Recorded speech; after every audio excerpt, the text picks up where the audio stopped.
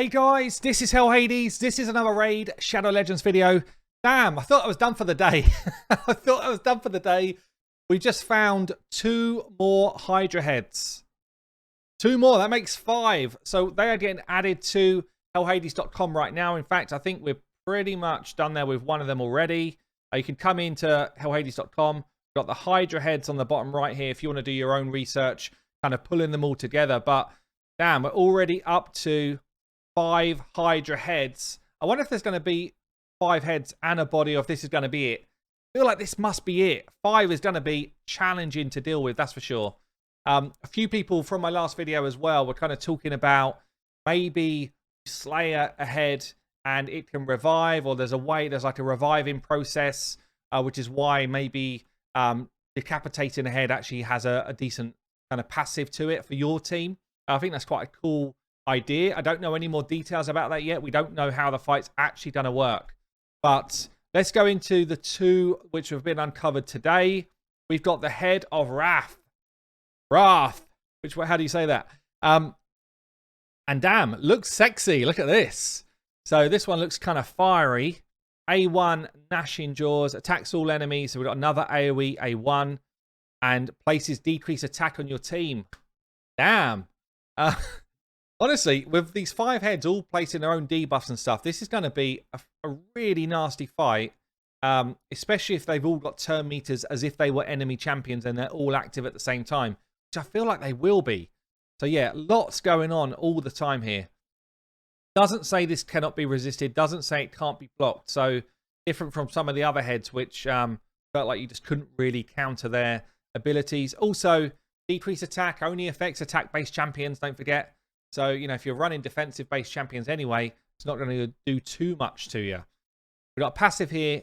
Each enemy hit received increases the vengeance counter by 1. Whenever the vengeance counter reaches 15, this feels a bit like Griffin. Yeah?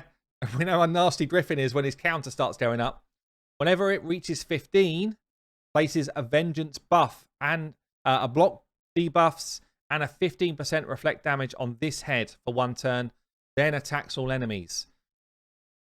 Let's just soak that in for a minute. A vengeance buff, I don't think we know what that is yet unless it tells us a bit more here. But I guess it's just all sorts of nastiness, more damage, all that type of stuff. Block, debuffs, and reflect. Reflect's nasty as well. The vengeance counter resets each time it hits 15.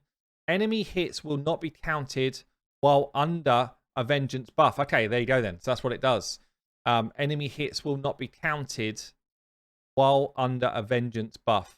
I guess maybe that means the counter, the 1 to 15. It's not actually what it does. But we don't know what it does. Decapitation effect inflicts damage to all heads whenever this head is decapitated, which does make me think again they respawn. Okay, if this head is decapitated whilst under vengeance, the damage inflicted to all heads increases. That's pretty cool, actually. So you can force more damage. And there is a 25% of placing a leech debuff on all heads for 2 turns. This is a really cool decapitation effect. The leech goes everywhere, helps your team heal up. And if vengeance is up, when you do it, takes more damage. Cool. That's actually... I know this is going to be complex and difficult to deal with, but honestly, they've put a lot of thought into the different mechanics and different effects that these heads can have. So we've got the A2 then. It feels like we've already talked about 4 abilities, but it's only 1. A2, Furious Roar, attacks all enemies, places Provoke debuff for 1 turn. Also places increased attack on this head for 3 turns. Okay. So Provoke all enemies is just nasty, but again, it can be blocked or resisted by the looks of it. And then we've got the passive here. Damage decreases the damage all Hydra heads takes from AoEs by 10%. So it's another 10% AoE reduction. Damage from skills that scale from max HP. Yep, same old stuff from all of the rest of the bits. Immune to stun, freeze, sleep, provoke, true fear, and petrification, interestingly here as well. That's got to be coming on new champs. Also immune to HP. Yeah, so all of the normal stuff. Can't turn me to control it. All of the normal clan boss stuff on this one. So Head of Rath, what are we thinking of that? I mean, it feels a bit more playable in terms of you can deal with the abilities that it's playing out. You can resist them or block debuff them, all of that type of stuff. And smashing it down when you decide the vengeance is going to go on is a straight up buff for you. So the head of Rath, I mean, nasty abilities coming at you, but feels a bit more manageable than some of the other heads we've seen so far, in my opinion. Let's have a look then at the next one, which was dropped on the Raid Shadow Legends Facebook like half an hour ago. So this one's not on the website yet. It's being put on there right now. Head of Blight. A1, Dripping Jaws, attacks all enemies. So every single A1 is an attacks all enemies ability. Places 3 poisons for 2 turns. Damn. On all enemies. That is a ton of damage. Also has 75% chance of placing Leech. And again, it doesn't say can't be blocked or resisted here. Decapitation effect. Inflicts damage to all heads under HP burn. Debuff whenever this head is decapitated. So it's like, sounds like it's probably like an instant HP burn proc.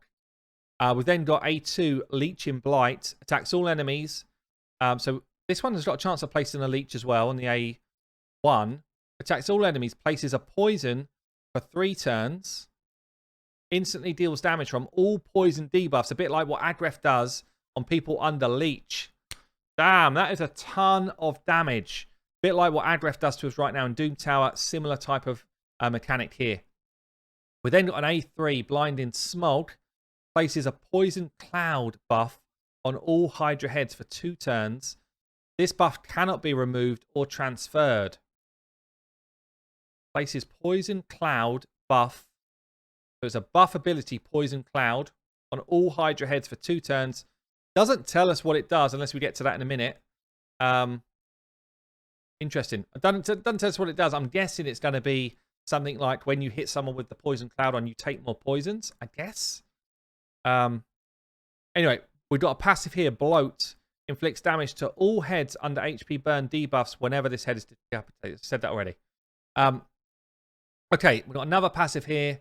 This head receives double damage from HP burn.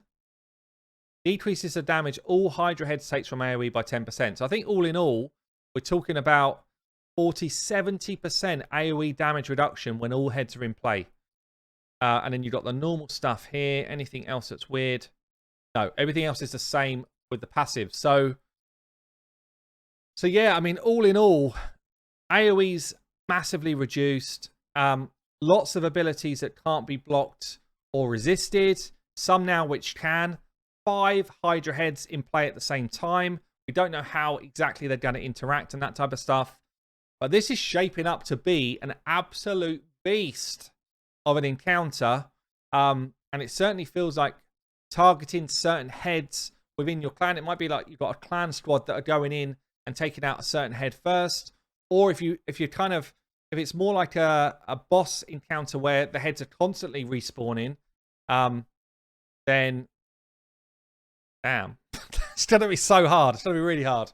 I'm super excited for it though. I mean, we're probably literally only like a couple of weeks away from this actually dropping in game. So yeah, I guess comment below. What do you think of these next 2 heads and the full kind of 5 now combined? I will keep giving you more information as it comes out. I've been Hell Hades. I will see you later.